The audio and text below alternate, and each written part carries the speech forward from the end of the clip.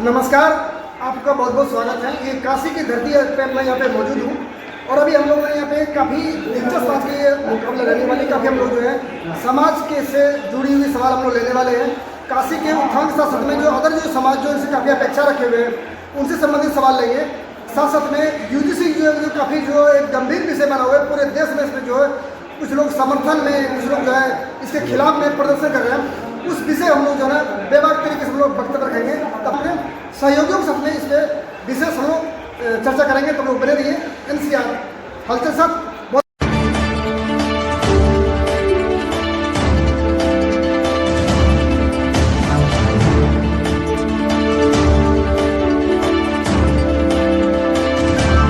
नमस्कार।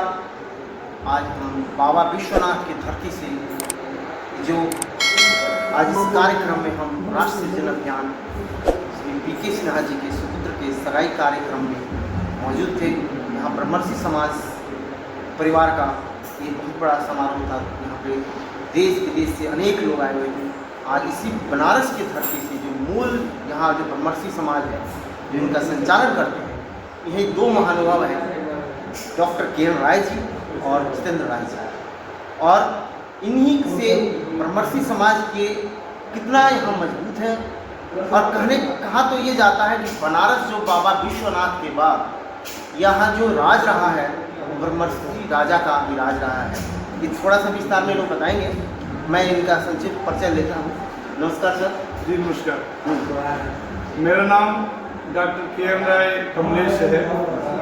मैं ब्रह्मर्षि welfare association का राष्ट्रीय कार्यकारी अध्यक्ष हूँ। और आज के इस पावन पुनीत अवसर पे जो डॉक्टर प्रमोद कुमार सिन्हा के लड़के की सगाई है राजलक्ष्मी के साथ, ये गया की धरती से, भगवान बुद्ध की धरती से, जहाँ पर उनको ज्ञान प्राप्त हुआ, और काशी विश्वनाथ की धरती पे आए हैं जो विज्ञान का भंडार है। यहाँ पे काशी में ज्ञान की गंगा बह रही है। तो यहाँ पर आए हुए समस्त अतिथियों का मैं आपके चैनल के माध्यम से स्वागत भी कर रहा हूँ। और इंजीनियर आलोक और सौभाग्य राजलक्ष्मी को मैं अपने आशीर्वाद दे रहा हूँ और उनके यशस्वी और मंगलमय जीवन की कामना भी कर रहा हूँ। आप सबका काशी की धरती पर स्वागत। जितेंद्र राय जी, ये समारोह में इतना देश विदेश से लोगों का एक अधिकारी सुप्रीम कोर्ट के वकील आए हैं, बहुत एक से जमावड़ा लगा हुआ है। सिन्हा जी ने बनारस की धरती चुना। उन्होंने बोला कि सांस्कृतिक राजधानी है। क्या ये ब्रह्मर्षियों की राजधानी नहीं है? नमस्कार। ये आपका सवाल बहुत ही अच्छा है। मैं बताना चाहूँगा कि आज से ही नहीं, बहुत पहले से ही काशी को धरती का अंश नहीं माना गया। बाबा विश्वनाथ का एक अपना स्थान है और यहाँ आने के लिए सामान्य नहीं, देवी देवताओं का भी ताला लगा रहता है कि मैं एक बार इस विश्वनाथ की नगरी काशी में आऊँ। इसके लिए आप जानते हो चाहे जो दीपावली मनाते हैं और उस दिन आप देखेंगे सारे देवी देवता धरती पर पाए जाते हैं। जिस तरह से आज उन्होंने अपने बेटा बेटी का एंगेजमेंट का कार्यक्रम रखा है बनारस में, वो इसलिए नहीं कि एक अच्छा कार्यक्रम हो, इसलिए काशी के कणकण में बाबा विश्वनाथ, कणकण में बाबा विश्वनाथ का आशीर्वाद है। वो इसको देखते हुए और मैंने देखा, बड़ा आश्चर्य हुआ। मैं बताना चाहूँगा कि मैं रोम से आज रोमांचित इस बात पे हुआ जब उनकी बेटी उंगली में अंगूठी पहनाया गया। बहू तब जो राजलक्ष्मी जी है, मैं देख कर भाव विभोर तब हुआ जब उन्होंने अपने मस्तक को लड़की के पैर पे रख दिया। मतलब आज के समय में जो एक ऐसा युग चल रहा है जहाँ हेलो और हाय चल रहा है, बाय बाय चल रहा है, वहाँ राजलक्ष्मी को मैं हृदय से प्रणाम करना चाहूँगा। मैं यहाँ से बैठे उस बेटी का चरण वंदन करना चाहूँगा। उस बेटी ने इतने खराब समय में और सार्वजनिक स्थल पे खड़ा होकर, और जिसे पति का पद दिया गया है, अपने मस्तक को उसके चरण पर रखने का काम किया। मैं ऐसे बेटी को यहाँ से प्रणाम करता हूँ। और जो उन्होंने स्थान का चयन किया है, विश्वास मानिए बाबा सदैव उनको आशीर्वाद देंगे और उनका जीवन हमेशा सुखमय होगा। और उनका यह निर्णय अति सही रहा, बहुत अच्छा निर्णय रहा। उन्होंने काशी में एंगेजमेंट करने का निर्णय लिया। आपका दायित्व भी यहाँ ब्रह्मर्षि समाज में है? मैं राष्ट्रीय ब्रह्मर्षि वेलफेयर एसोसिएशन का राष्ट्रीय महासचिव हूँ। मैं आपको बताना चाहूँगा यह संगठन इस समय बहुत ही तेज गति से कार्य कर रहा है। 8 प्रदेश में संगठन का विस्तार हो चुका है। लगभग 5 लाख लोग हम लोग इसमें सदस्य हो चुके हैं। और यह संगठन रात को 12 बजे भी अगर आप मेरे सदस्य किसी को फ़ोन करेंगे वो आपको तत्पर मिलेगा। और आप यकीन और विश्वास करिए, किसी जिले में कभी भी आप याद करेंगे घड़ी देखकर मैं मात्र 20 से 25 मिनट आपको समय दूँगा और आपका जो भी सवाल होगा उसका समाधान 25 से 30 मिनट के अंदर आपको मिलेगा। चाहे वो एक्सीडेंट कर जाए, चाहे उसको ब्लड की ज़रूरत हो, या किसी गांव में किसी लड़के के बारे में पता करना हो। और आपको बता दूँ इसी क्रम में कि अगर मेरे समाज को कोई आज के डेट में अगर छेड़ने का काम करेगा या इज्जत की से तहजीब नहीं आएगा तो हम उसका इज्जत उतारने की भी स्थिति में आएगा। ये सिर्फ चलिए, ये तो आप अपने समाज के प्रति आपका लगाव दिख रहा है। मैं अध्यक्ष जी से एक बात पूछना चाहूँगा। एक सवाल हमारा हाँ, एक मिनट। सर अभी आपने बोला कि भाई हमारे समाज के आप तो समृद्ध समाज है, बाकी और भी बहुत सारे जो समाज हैं वो आपसे काफ़ी अपेक्षा रख रहे हैं, क्या उनके भी लिए भी कुछ आपके हृदय में जगह है? बिल्कुल बिल्कुल, आपका बहुत अच्छा सवाल है। मैं उन लोगों के लिए भी, जैसे मैं आपको बता दूँ एक छोटी सी घटना।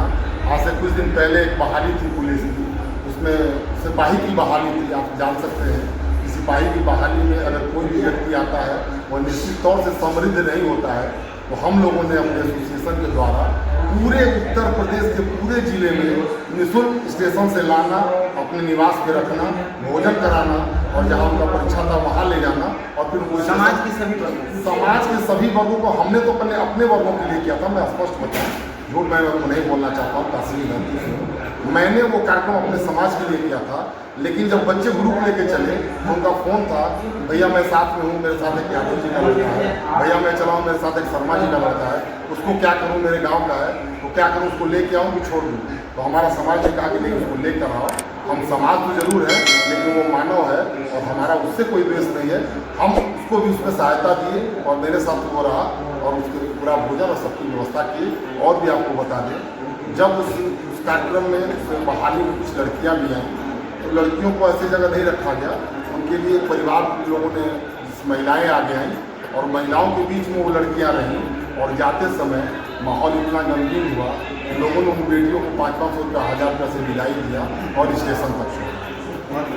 अच्छा, ये बताइए, ये बनारस की धरती जी, पूर्वांचल की धरती, आजमगढ़, गाजीपुर, मऊ, घोसी, ब्रह्मर्षि समाज, यहाँ देवती रमन सिंह जी भी रहे, प्रयाग की धरती से चला जाता है। देश और सनातन के लिए हमेशा ब्रह्मर्षि आगे रहे हैं, भविष्य में भी आगे रहेंगे, इसकी संभावना दिख रही है। लेकिन वर्तमान में एक बहुत गंभीर समस्या आ गई है जिसको हम UGC के नाम से जानते हैं। आपका समाज इसको कितना समर्थन कर रहा है और कितना विरोध कर रहा है? सम्माननीय संपादक जी, एक सूत्रवाक्य है, ब्रह्मर्षि समाज के लिए वेदों ने कहा है कि वयम राष्ट्रीय जागरण पुरोहिता, हम राष्ट्र जागरण के पुरोहित हैं। और पुरोहित कौन होता है? तो पुरोहित की परिभाषा है कि अग्रे अग्रे हितः इति पुरोहित, जो समाज का, जो राष्ट्र का, जो मानव योनि का, जो पशु पक्षी सबका, जलचर थपचर नवचर सबका ना हित चिंतन करता है, वो मानव है, वो ब्रह्मर्षि है, वो भूमिहार ब्राह्मण होता है। चाहे सतयुग का काल रहा हो, राम का काल रहा, तो हमने वशिष्ठ के रूप में जो अयाचक ब्राह्मण थे, हमने राम को मर्यादा पुरुषोत्तम राम बनाया, धनुषधारी राम बनाया, जिन्होंने उस समय के आतताई रावण का वध किया। तो हमने अपने वयम राष्ट्रीय जागरण पुरोहिता को सार्थक किया।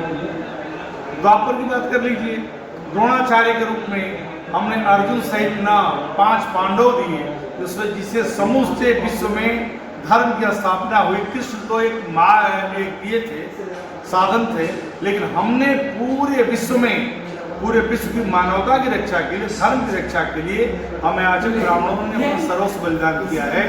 चाहे कश्मीर का ही समस्या है, आचार्य चाणक्य की वही बात रही, चंद्रगुप्त को आगे करके, तो हमने सारी जातियों का समुच्चय मिला करके हमने ये नहीं देखा, हमने प्रतिभाओं का चयन किया, उसको उभारा, उसको निखारा और राष्ट्र के हित में लगा दिया।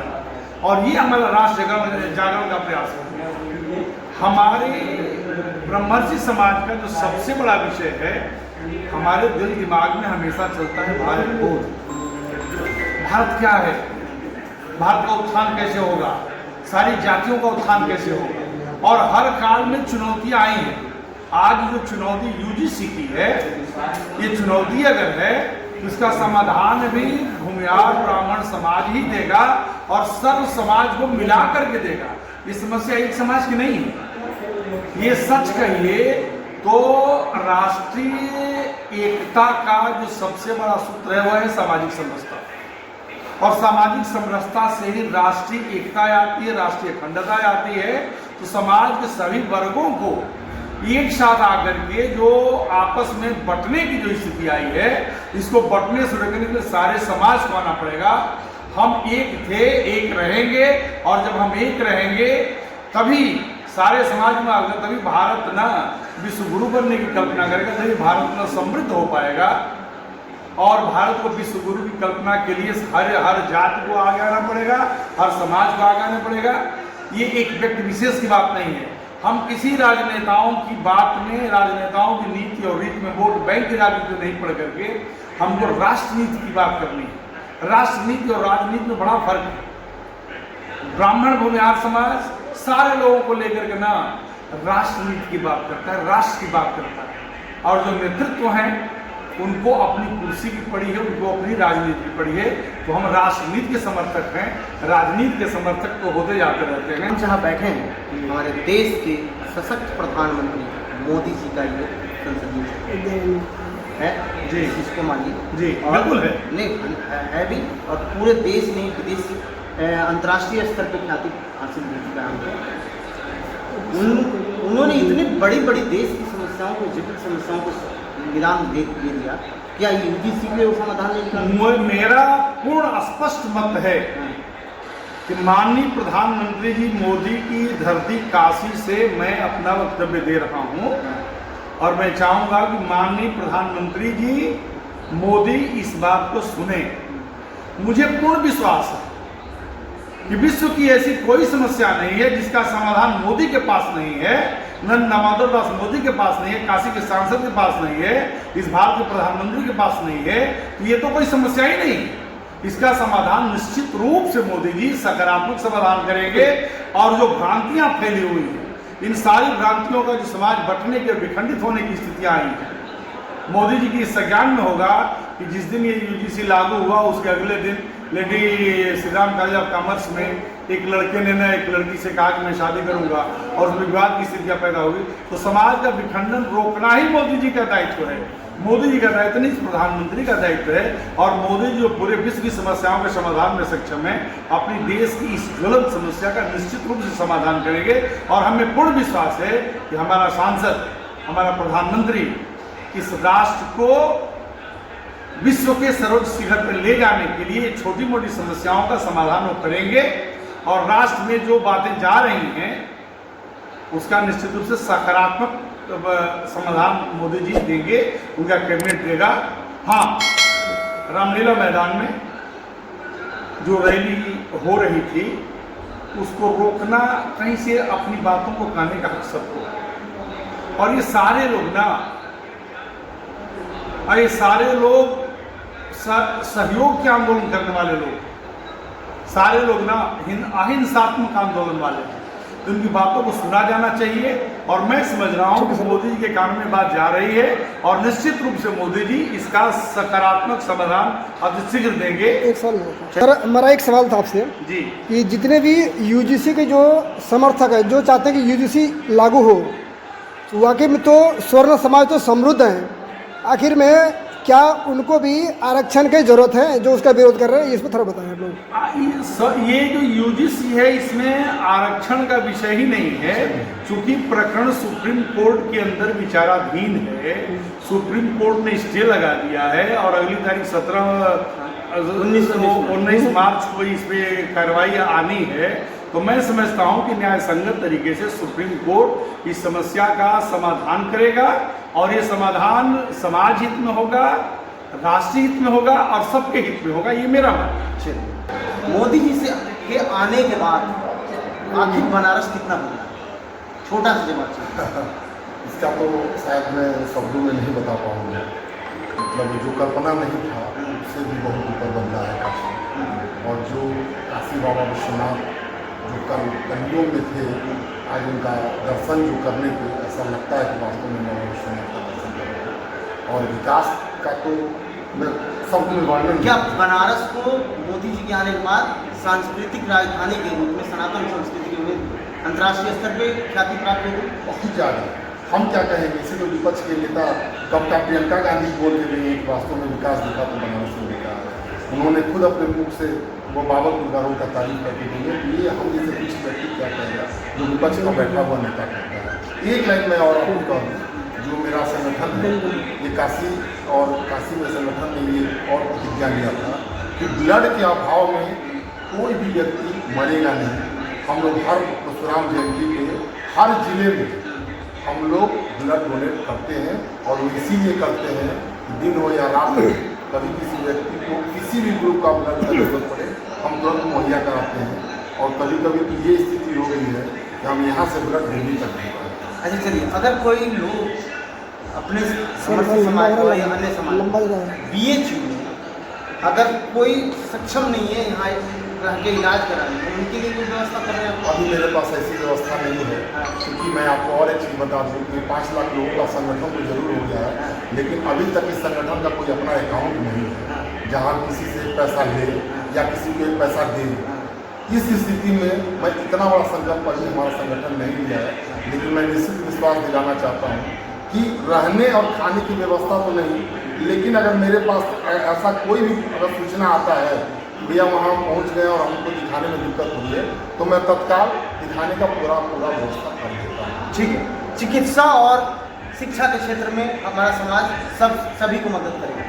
शिक्षा के क्षेत्र में देखिए हमारा है जो हमारे कई आप देखेंगे अगर पीछे का नहीं तो मैं BHU के लिए नहीं ये हाँ बिल्कुल, अगर वो आता है देखिए ज़्यादातर क्या है कि मैं जिस समाज से आता हूँ, जिस संगठन को चलाता हूँ, तो मेरे पास 99% लोग हमारे ही समाज का फोन आता है। कभी कभार मेरे क्षेत्र जो गाजीपुर मेरा क्षेत्र है वहाँ से अन्य समाज के लोग भी फोन करते हैं, तो मेरे द्वारा उनकी व्यवस्था की जाए। सबके लिए आप प्रयास करिए। बिल्कुल। चलिए, ये हमारे दिल्ली NCR हलचल में ये बहुत बेबाक तरीके से हमारे डॉक्टर KN राय जी और जितेंद्र राय जी अंतर्राष्ट्रीय स्तर से लेकर यहाँ के बनारस की समस्याओं से लेकर और देश की त्वरित समस्याओं पे बहुत बेबाक तरीके से जवाब दिया।